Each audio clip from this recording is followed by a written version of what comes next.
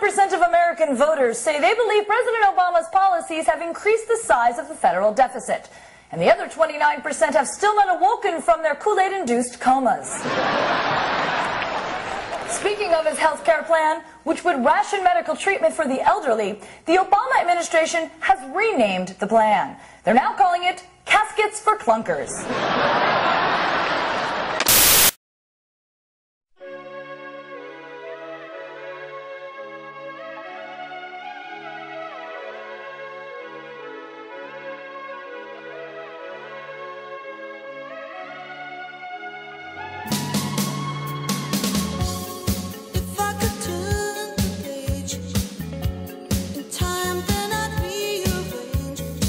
Yesterday, as President Obama addressed the veterans of foreign wars in Phoenix, a man at a pro-healthcare reform rally just outside wore a semi-automatic assault rifle on his shoulder and a pistol on his hip.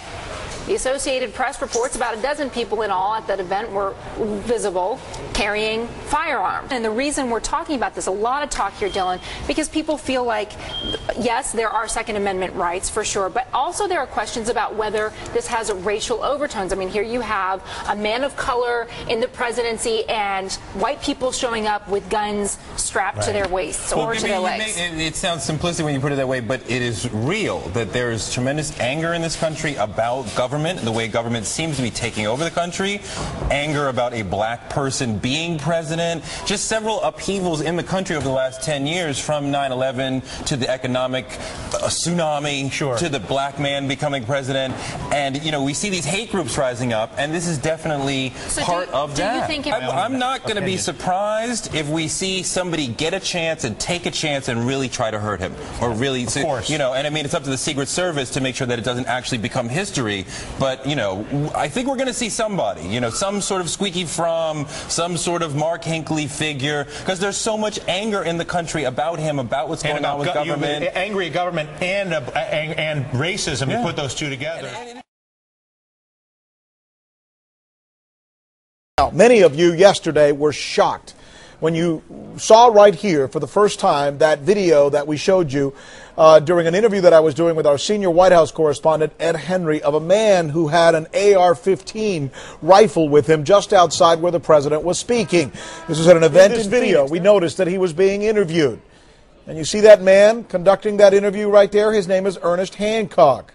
He's a host of an online radio show, Declare Your Independence with Ernest Hancock. Mr. Hancock's good enough to join us now. Mr. Hancock, how are you, sir? I'm fine. Thanks, Mr. Sanchez.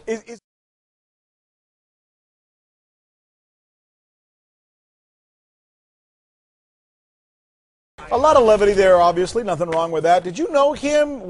Did you just happen to come across him when you... oh, no. I've known Chris for, probably 2 years. He's been part of the love-evolution, you know, that has swept the country around Dr. Paul's campaign, and it started in Arizona. The more we look into this, the more it appears that this was really planned, that it was almost it was more planned than you think. Really? We worked with the Phoenix Police Department. We talked to them. They came down to our studio Friday.